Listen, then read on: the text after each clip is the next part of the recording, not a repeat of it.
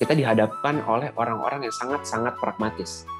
Pragmatis itu maksudnya praktis gitu loh. Tipikal orang uh, yang jago banget akan hal-hal praktis. Oh, jago marketing, jago ngomong, jago debat, jago presentasi, jago finance, jago Excel, dan segala macam. Gue dikelilingin sama orang-orang kayak gitu.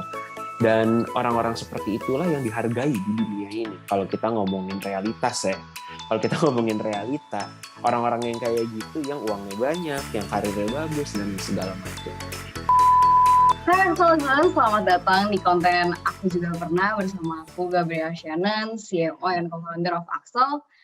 Di cerita Aku Juga Pernah kali ini berjudul Aku Juga Pernah Kehilangan Fokus Dalam Mengejar Cita-Cita, di mana perbincangan hari ini akan diisi oleh Katizar Syawirman, di mana kayak di sini udah ada Katizar yang langsung nih, kita udah bisa sapa-sapa. Hai Katizar, apa kabar Katizar? Halo, hai Shannon, baik, alhamdulillah.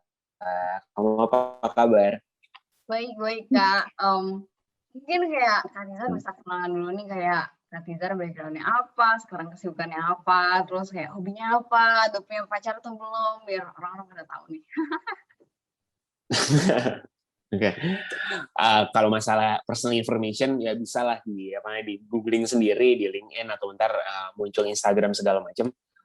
Tapi kalau kesibukan, gue sekarang sibuk ada 3 hal.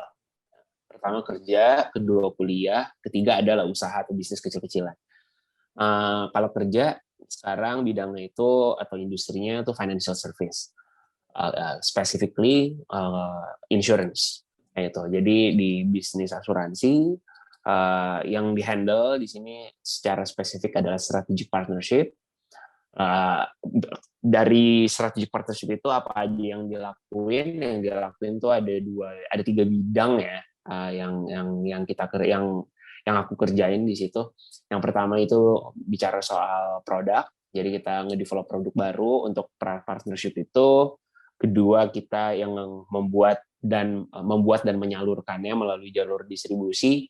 Ketiga itu marketing. Jadi gimana caranya supaya customer tuh bisa tahu produk kita dan bisa beli produk kita. Jadi secara garis besar strategic partnership, tapi secara lebih detail 3 area tadi ya yang gue kerjain. Yang kedua ya sekarang lebih pesawat agak random jujur dengan dibandingkan dengan apa namanya background S1 gue dan juga dengan background pekerjaan gue. Pekerjaan gue tuh bisnis manajemen banget, tapi akhirnya gue memutuskan untuk mengambil filsafat. Nah itu alasannya sebenarnya untuk kuliah S2-nya itu gue perlukan untuk mengejar long term goal gue, untuk menjadi seorang edukator gitu ya. Jadi gue pengen banget jadi akademisi. Akademisi berarti tugasnya itu ada 3 yang Tridharma Universitas ya, yang apa namanya yang gue cita-citakan banget, gue tuh pengen ada di area itu, yaitu teaching, research, dan juga community development. Itu yang apa namanya yang gue senengin banget dan gue udah cita-citakan dari dulu gue kuliah sampai sekarang belum pernah berubah tuh goal. Jadi gue make sure apapun yang gue kerjakan, baik itu pekerjaan kantoran maupun kuliah, itu relevan, nggak bisa nganterin gue ke sana. Dan kenapa filsafat? Karena itu ilmu yang menurut gue ya itu menggali semua esensi dari ilmu pengetahuan. Itu kita bisa ngomongin soal politik, bisa ngomongin economics, hukum, bisnis, Tuhan, kita bisa ngomongin soal realitas pada umumnya, dan kita bisa menggalinya sampai ke level esensi gitu kan. Dan ini menarik gitu kan. Jadi kita nggak dikotak-kotakin cuman belajar bisnis doang, cuman belajar psychology doang, tapi enggak, kita connect the dots of everything. Dan di situ yang membantu gue untuk bisa berpikir lebih kritis kayak gitu. Dan menurut gue itu diperluin sih untuk seorang akademisi ya, nantinya yang akan mendidik anak-anak nantinya supaya bisa berpikir kritis. Itu yang kedua, kuliah. Yang ketiga, gue ada bisnis kecil-kecilan. Gue bisnis coffee roastery. Jadi kita ngeroasting, nyangrai biji kopi dari yang mentah, dari yang masih hijau bentuknya, sampai jadi yang mateng, yang roasted bean. Itu sejak akhir Q4 tahun lalu, itu gue bikin sama partner gue. Rencananya udah lama, dari Q2 tahun lalu, Tapi akhirnya ke eksekusi Q4 tahun lalu. Itu sih seneng kopi juga, dan apa namanya ya, coffee is part of my life lah. Cocok juga dengan filsafat ya, kopi dan filsafat segala macam. Jadi itu sih kesibukan gue, Shannon, yang lagi gue kerjain. 3 hal tadi. I see. Terus kayak, Hmm. kan kayak Kak Tizar ini punya cita-cita dosen. Kenapa sih Kak nggak kayak dari satu langsung fokus buat ambil filsafat dan langsung jadi dosen, tapi masih Ya. mau nyari pengalaman di tempat-tempat lain dulu? Oke, jadi gini, gue percaya satu hal, Shannon. Percaya bahwa akademisi yang baik itu dia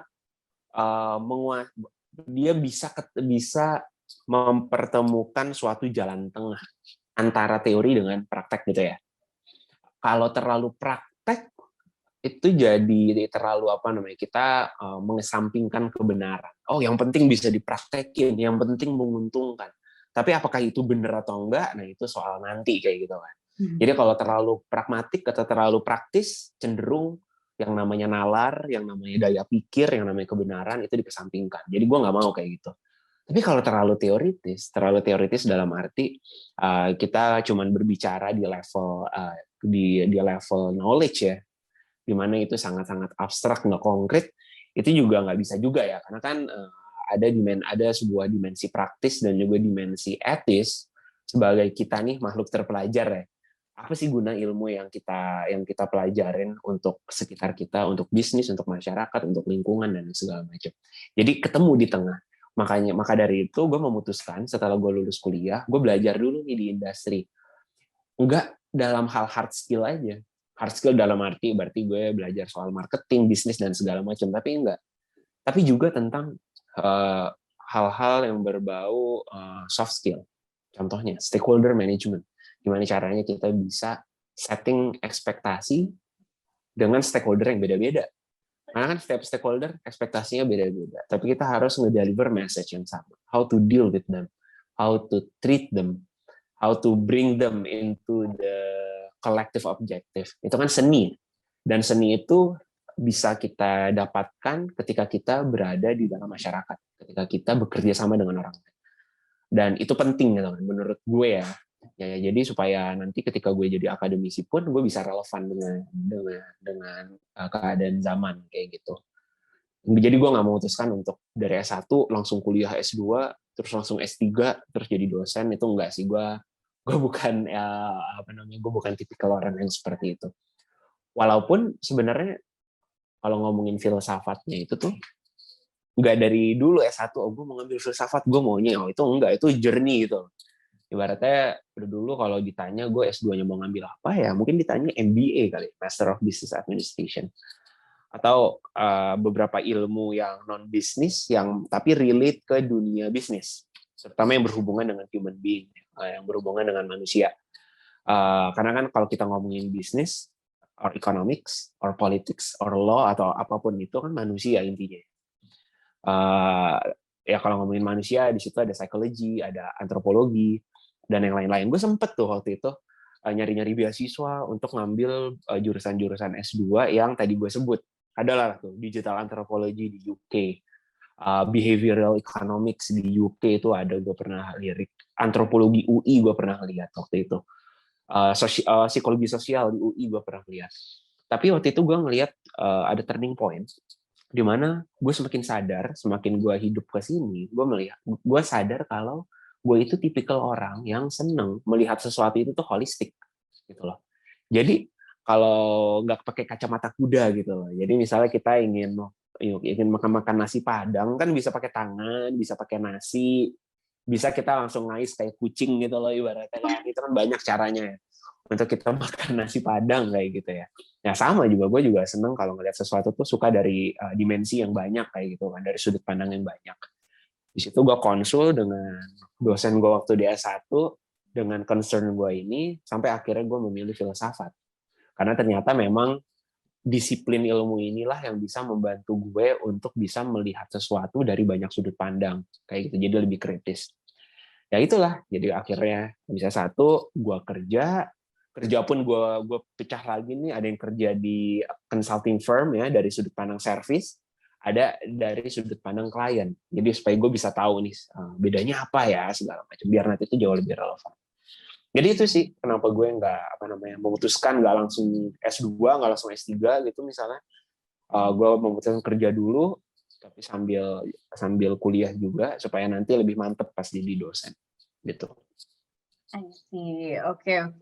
Nah, kan judulnya itu tentang kehilangan fokus kan, Kak. Nah, Ya. di mana sih kayak waktu-waktu lo kehilangan fokus untuk kayak, aduh, jadi dosen nggak ya? Jadi dosen nggak ya? Ya. Oke, itu pasti ada, Shannon. Karena kenapa? Karena gini, di dunia industri ya, di lapangan, terutama di dunia bisnis saat ini, kita dihadapkan oleh orang-orang yang sangat-sangat pragmatis.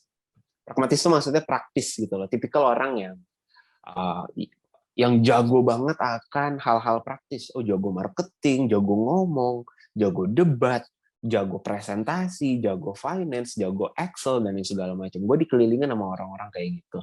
Dan orang-orang seperti itulah yang dihargai di dunia ini. Kalau kita ngomongin realitas ya. Kalau kita ngomongin realita, orang-orang yang kayak gitu, yang uangnya banyak, yang karirnya bagus, dan segala macam. Otomatis itu yang mempengaruhi gue ya kan. Dan gue melihat bahwa, aduh gue juga pengen kayak gitu. Gue juga pengen bisa dalam as a fresh grad langsung dapat gaji 2 digit lah. Terus pengen ngelihat teman-teman yang wah gila dia udah jadi manajer di sini, dia udah jadi head di mana segala macam. Itu ya, gue melihat kalau kayaknya rumput tetangga lebih bagus ya. Itu membuat gue jadi kehilangan fokus. Gue jadi memperhatikan ego. Gue jadi memperhatikan keinginan bukan kebutuhan. Kayak gitu kan. Itu yang yang bikin gue kadang suka iri sama temen, kadang suka underestimate diri gue dan segala macam. And it happened a lot gitu loh. Semenjak gue di bangku kuliah, karena kan di bangku kuliah gue waktu itu juga cukup ikut banyak lomba, ketemu dengan orang-orang banyak yang hebat-hebat, dan jarang dari mereka pengen jadi dosen gitu loh. Jadi unik gitu kan. Jadi di situ gue terpengaruh jujur. Di situ gue sempat mikir kayak ntar aja deh, gue coba dulu gue pengen coba financial freedom dulu, baru nanti gue jadi dosen segala macam. Yang ngebikin gue jadinya jadi stop nih, jadi nggak fokus ke apa yang gue butuhkan kayak gitu. Ya udah akhirnya gue nggak melakukan pekerjaan gue segala macam dengan menggunakan motivasi yang berbeda, karena motivasi beda, suasana hati beda loh rasanya. Jadi jadi nggak pernah puas, jadi rasanya itu buru-buru terus, rasanya tuh jadi ngerjain sesuatu tuh nggak fokus kayak gitu kan. Yang jadinya walaupun anggaplah uang kita banyak, karir kita oke, tapi kita nggak happy gitu. Gue nggak happy kayak gitu, gue nggak ngerasa hidup gue tenang. Gue ngerasa kayak apa yang gue hasilkan, apa yang gue kerjain tuh nggak ada artinya kayak gitu. Ketika motivasi gue berubah. Itu sih, gue ada di masa-masa itu, masa-masa galau lah ya. Wajar lah, apalagi ditambah lagi kita hidup di dunia yang penuh dengan yang penuh dengan kebohongan gitu kan, di sosial media. Dimana ketika lo lihat sosial media itu penuh dengan hal-hal indah gitu kan, penuh dengan hal-hal baik. Padahal kan sebenarnya aslinya nggak kayak gitu kan. Nggak cuma sosial media, lo lihat lo lihat politik di luar kemarin pemilu 2019, lo ngelihat pemilu US kemarin segala macam, itu kan dipenuhi dengan hal-hal bohong, dengan hal-hal yang nggak bisa dipertanggungjawabkan secara logika kayak gitu. Gue hidup di tengah-tengah hal-hal yang kayak gitu, dan gara-gara hal itu gue jadi gue jadi berubah nih motivasinya. Gue jadi jadi yang tadinya jernih jadi penuh dengan ego kayak gitu. Itu yang bikin gue pernah hilang fokus dan suka hilang fokus sampai saat ini kayak gitu. Dan saat ini gue juga masih mengendalikan ego gue. Itu nggak gampang mengendalikan ego. Gue sampai sekarang tuh masih untuk bentar sebelum membuat keputusan, coba mikir dulu, jernih dulu, lo happy atau enggak. Itu sulit, jujur sulit. Tapi gue berusaha. Masuk filsafat itu adalah sesuatu hal yang besar menurut gue karena gue ngalahin ego gue. Tadi gue cerita, gue mau pindah perusahaan, pindah ya kan sebelum sesi ini, Betul, betul. pindah perusahaan, bahkan gak cuma pindah perusahaan, tapi pindah expertise yang tadinya marketing banget, produk banget, terus tiba-tiba jadi dunia lain yang ini kayak bukan teaser ya. Karena teman-teman gue tuh tahu teaser tuh ya kalau nggak marketing ya branding, taunya itu kan. Itu tiba-tiba gue banting setir, itu gue ngalahin ego loh.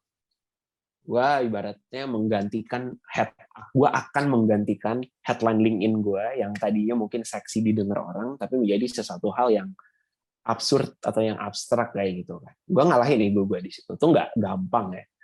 Itu nggak gampang. Tapi I'll try lah, dibandingin nanti gue nyesel ya belakangan. Gitu. Bener sih, kayak gue yakin banget kayak banyak banget orang-orang yang terombang-ambing lah. Di sisi lain gue juga gitu loh, kayak nggak, gue yakin semua orang kayak pasti adalah kalau ngelihat sosial media langsung iri, gue jadi pengen deh kayak gitu, padahal kayak cita-cita gue tiba-tiba lihat B terus C D E banyak banget opsinya. Dan gue ini Shannon, gue seneng banget sama istilah yang ini pas banget nih. Ini gue belum mandi hari ini, jadi ini baju tidur gue. Ini baju apa namanya? Ini baju kantor gue yang lama. Jadi sebelum gue di AIA, ini baju kantor lah dulu. Gue jadiin baju tidur. Gue suka banget nih kata-kata di sini. Hard work. Hard work. Jadi ibaratnya dibandingin kerja keras ya mendingan kerja dari hati kayak gitu kan. Apa namanya? Itu ini juga jadi pengingat gue banget nih masalah hard work. Walaupun apa namanya ya, adalah stigma-stigma yang saat ini pun gue lagi berusaha untuk, dan gue lagi planning untuk overcome itu ya. Ya misalnya gini, kalau lu perhatiin omongan-omongan orang baik di sosmed atau langsung, lu kalau mau jadi dosen mau punya duit berapa sih? Lu berapa sih gaji lo segala macam nanti. Gue juga searching kan di Google gaji dosen tuh berapa, penghasilan gimana segala macam, itu sangat jauh dari dunia korporasi ya yang gue lakuin. Tapi itu yang bikin gue ragu juga. Tapi ketika gue cari tahu, ada gaya universitas di Indonesia yang apa namanya, gue mencoba berdamai gitu loh, yang oke, gajinya setara oleh perusahaan, tapi ya nggak segede CEO Unilever juga gitu loh. Ibaratnya nanti kalau gue jadi petinggi di sana, enggak. Tapi cukup lah, itu bisa menuhin kebutuhan gue lah. Gue hitung, gue tipikal orang yang masalah duit tuh ngitung banget. Gue punya financial planning di Excel untuk 10 tahun ke depan kayak gitu loh. Gue define objektif itu, terus gue pecah itu jadi berbagai macam instrumen investasi. Untuk mencapai ini, oke, gue harus dari sekarang di saham. Untuk achieve ini, oke, gue harus nanam di reksadana pasar uang. Untuk nanam ini gue harus taruh di insurance fixed income securities gitu misalnya. Gue udah ngelakuin itu, dan ternyata ketika gue hitung dan ketika gue menelusuri gaji dosen tadi ya di universitas yang kayak perusahaan tapi nggak bisa sekali berperusahaan, bisa gue achieve itu tanpa gue muluk-muluk punya gaji dalam sebulan 500 juta 300 juta gitu loh. Ternyata ya. Jadi gue nggak buta gitu loh terhadap apa yang orang-orang tuh sebut passion. I don't believe in passion. Lo kalau passion tapi lo ngebikin hidup lo susah juga percuma, lo ngapain gitu. Kalau ngebikin lo nggak bisa memberikan pendidikan yang baik ke anak lo, ke keluarga lo, segala macam gitu. Jadi gue tipikal orang yang kayak realistis gitu kan. Gue hitung terus gue cek bisa gak ya? Ternyata bisa. Ya udah, akhirnya gue go dengan keputusan gue. Setelah gue cek di Excel gue itu. Mantap. Gitu. Oke.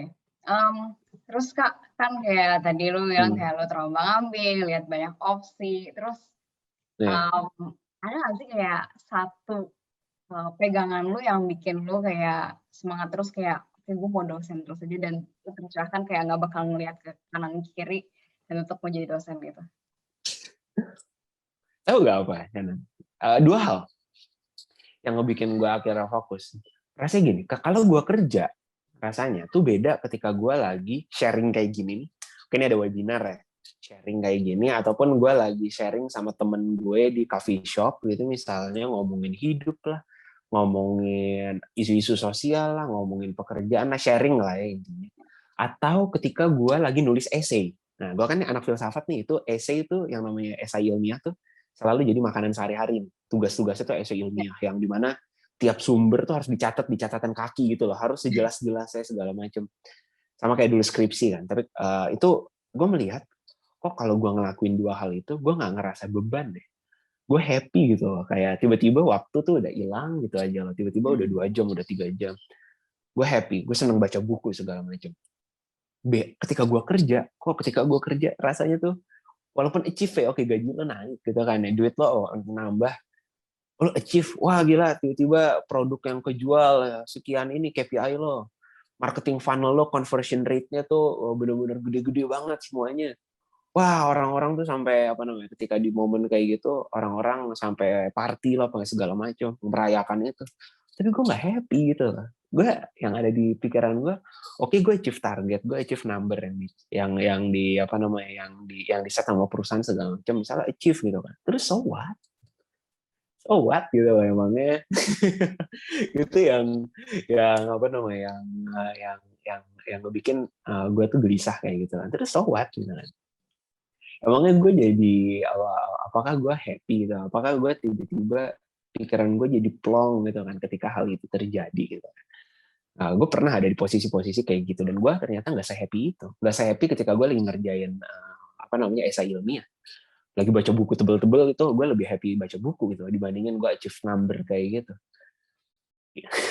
Itu ya yang gue alamin, tapi balik lagi kan tiap orang beda-beda, gue percaya itu tiap orang itu beda-beda, apa namanya, dia tuh punya masa kecil yang beda, punya experience atau journey yang beda, sehingga motivasi ataupun usaha dia dalam achieve objektifnya itu pasti beda kayak gitu. Konteks orang lain beda dari gue. Nah, tapi kalau gue ya konteksnya kayak gitu. Bener sih, kayak apapun yang lo kerjain lo harus happy sih. Misalnya happy, kalau kamu dengan mulus lo pasti anxious terus, kayak males banget.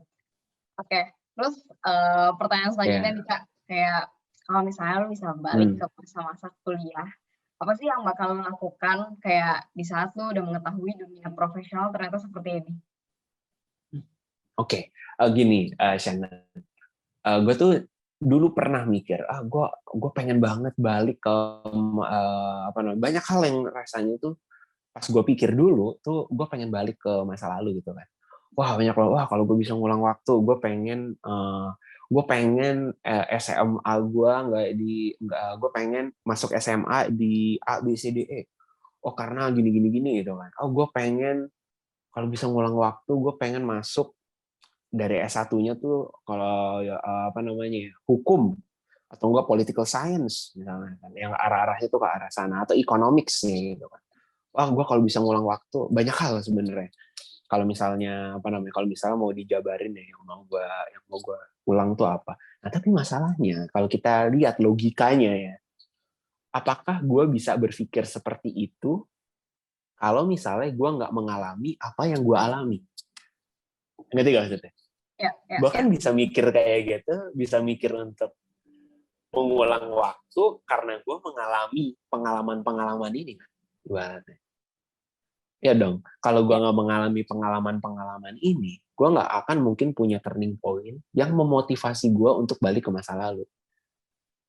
Itu kan the logics behind the experience kayak gitu kan. Ya jadinya kalau dipikir-pikir akhir-akhir ini dalam 2 tahun terakhir, ini yang ngebikin gue tuh jadi jauh lebih ikhlas sebenarnya. Jauh lebih ikhlas dalam, oh ya bener juga ya, kalau gue nggak ngalamin ini, buru-buru gue kepikiran untuk balik ke masa lalu gitu. Itu berusaha untuk ikhlas itu yang ngebikin gue, ya udah gue terima apa yang ada, embracing apa yang ada kayak gitu. Itu yang ngebikin gue jadi jauh lebih luwes sih ibaratnya, jadi nggak kaku gitu lama hidup. Nah gitu sih Shannon. Oke, mantap banget nih emang nih, salah satu mentor di Axel nanti, sangat menginspirasi banget pokoknya yang bakal jadi mentor di Axel kan Kak, pasti? Ya udah, gue ada apply. Waktu itu ditawarin kan sama lu juga, sama lu sama Sam ya. Ya dan gue happy, ibaratnya kayak apa namanya, selain buat nambah uang jajan ya, itu juga buat apa namanya, sesuatu hal yang yang gue happy gitu loh ngelakuin nih. happy banget. Ya. Udah gak sabar lah ya Kak, berarti kayak tanggal 21 Juni bakal launching, nanti kayak langsung kayak banyak banget mahasiswa yang mau belajar dari lu. Terus kira-kira ada gak sih pesan penutup dari lu buat kayak teman-teman mahasiswa nanti?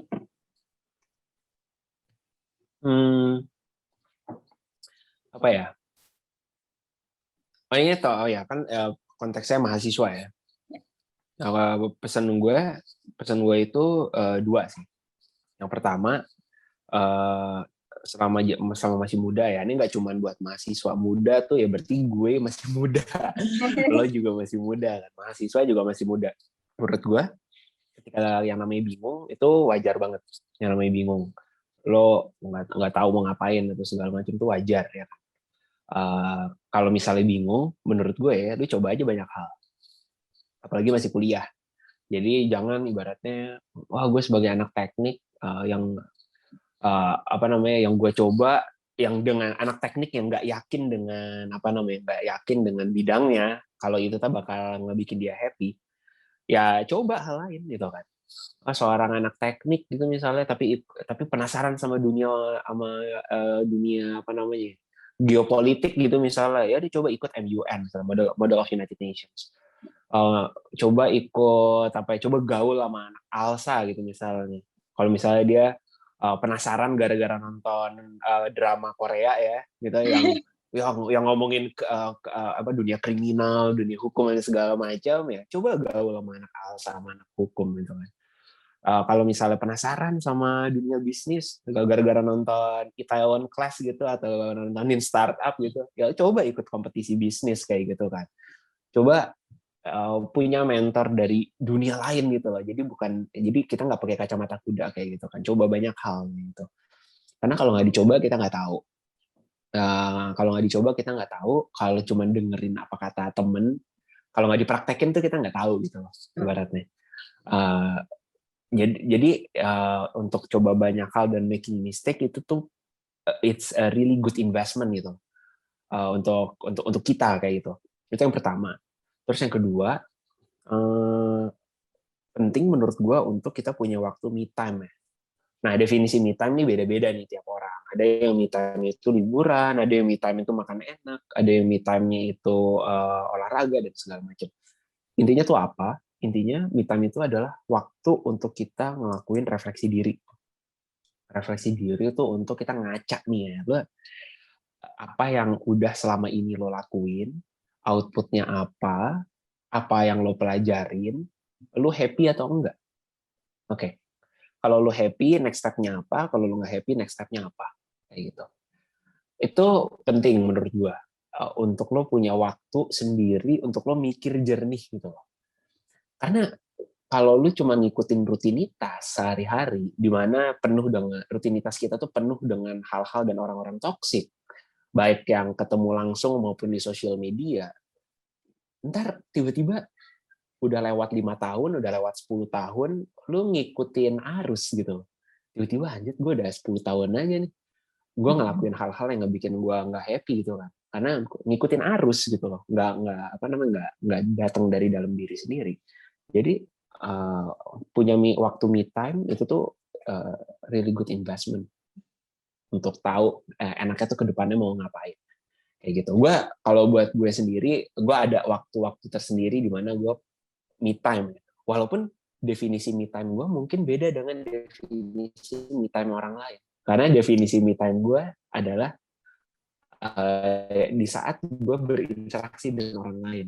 Nah, gue liburan, tapi liburannya harus sama orang lain ya. Kan bukan me time ya, namanya ya kalau lo ngelihat definisi pada umumnya. Tapi di saat itu gue nge-reflect. Terus ketika gue volunteer ngelakuin banyak hal, itu juga waktu gue untuk me time. Dan dan journaling. Tapi journaling ya bukan yang berarti gue rapih, wah ini apa ya, terus gue tempel di mana-mana, enggak kayak gitu. Gue journaling as simple as gue pakai notes di handphone gitu loh. Oh ini apaan sih segala macam kayak gitu. Ya udah itu sih saran gue ya. Dua hal itu tadi. Nyoba banyak hal kalau bingung, terus kedua reflect. Nice banget. Gitu Shannon. Mantap. Oke. So far pertanyaan gue itu aja sih Kak, buat ngorek-ngorek kehidupan lo. Hmm. Oke, kalau gitu thank you so much Kak Tizar for sharing with us. Semoga sukses terus dan diberi kelancaran dalam persiapannya menjadi dosen. And thank you so much. Amin, doain ya. Amin. Oke. Thank you so much Axelson for watching. Jangan lupa kalau misalnya orang pintar adalah orang yang belajar dari pengalaman, namun orang yang lebih pintar adalah orang yang belajar dari pengalaman orang lain. Oke, thank you guys. Oke. Thank you.